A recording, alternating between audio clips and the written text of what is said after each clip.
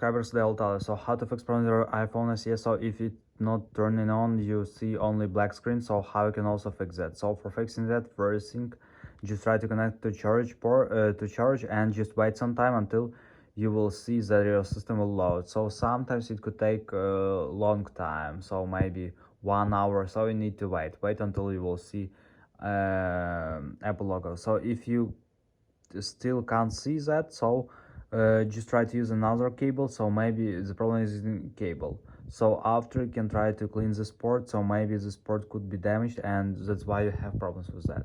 And the latest version, the latest option, it could be the most I hope that expensive and dangerous. It's about um, some physical damage of your phone. So you just need uh, to restore it. So you just need to take it to the service and just maybe they just need to check it. So thanks for watching. Goodbye.